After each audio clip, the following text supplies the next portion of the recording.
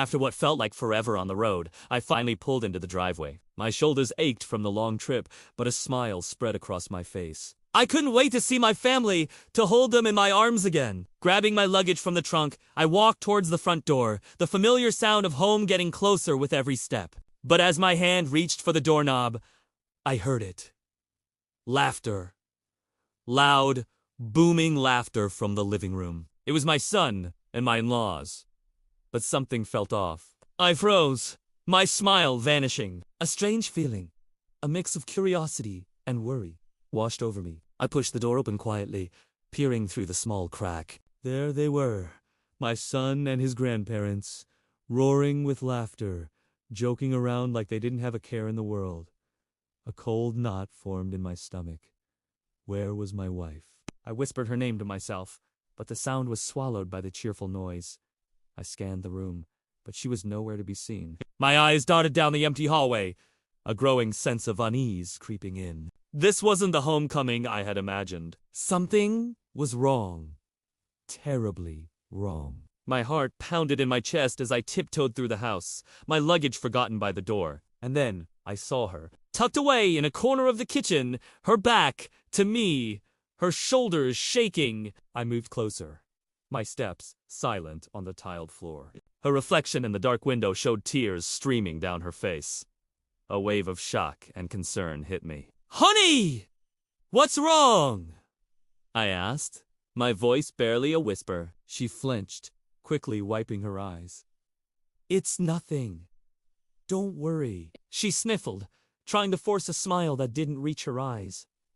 But I knew better. I knew that look, that tone. She was hiding something, a pain so deep she thought she had to bear it alone. I gently reached for her hand. "Please! I can't just leave it like this! Tell me what's happening!" She looked away, her gaze fixed on the floor. The silence between us stretched on, thick with unspoken words and heavy emotions. It felt like an eternity before she finally spoke, her voice trembling.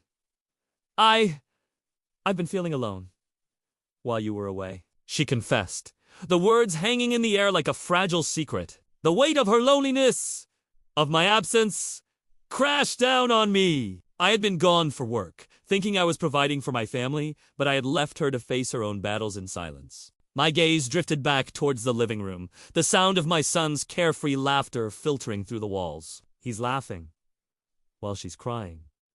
How can that be? The contrast was jarring, a bittersweet symphony of joy and sorrow playing out under the same roof. He was completely unaware of the storm brewing in his mother's heart, of the tears she cried in quiet corners. How could our home contain such different worlds at the same time?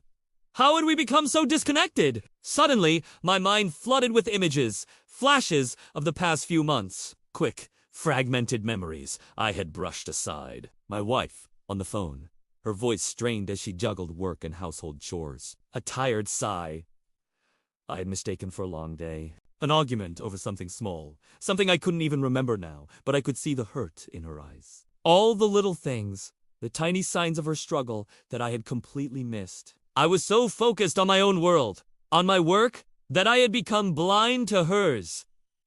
I missed all the signs, all the little things, and the guilt was overwhelming. I took a deep breath, knowing what I had to do. This couldn't continue! We need to talk! All of us, I said, my voice firm but gentle. I led her back to the living room, the laughter dying down as they saw our faces. The mood shifted instantly from joy to confusion. My wife finally broke down, the walls she had built around her pain crumbling. I felt ignored, lonely. "Unheard!" she cried, the raw emotion pouring out of her. My son stared, his eyes wide with surprise. "Mom, I didn't know." He looked from her to me, a dawning realization on his face. "We all missed something," I said, pulling them both closer. "But we can fix this! Together! We have to!" And in that moment, something shifted. The tension gave way to a wave of relief, of understanding. We weren't three separate individuals anymore. We were a family, facing this together. We wrapped our arms around each other in a long, overdue hug. There were still tears, but they were different now tears of release, not of despair. We just need to notice each other. Every day, I said, looking from my wife to my son. I promise, Mom, my son whispered, his voice thick with emotion. I'll do better! My wife looked up, a real smile finally gracing her lips as she wiped the last of her tears away. It was the beginning of our healing. Later that night, I stood on the balcony, staring up at the vast, star-filled sky. The house was quiet.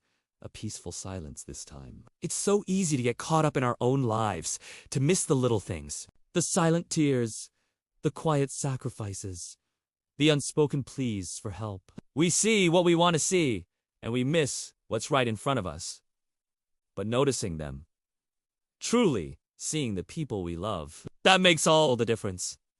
It's not about grand gestures. It's about the small moments of connection, of being present. I looked back through the glass door at my family, sharing a cup of tea, their faces soft in the warm light. A feeling of profound gratitude washed over me. We had almost lost our way, but we found each other again. Home isn't just a place with four walls and a roof. It's the hearts we share it with. It's the effort we make to understand and support those hearts every single day. We have to remember to always notice the little things. Thank you for watching. Have you ever noticed someone's silent struggles? Share your story in the comments below. And don't forget to subscribe for more content that matters.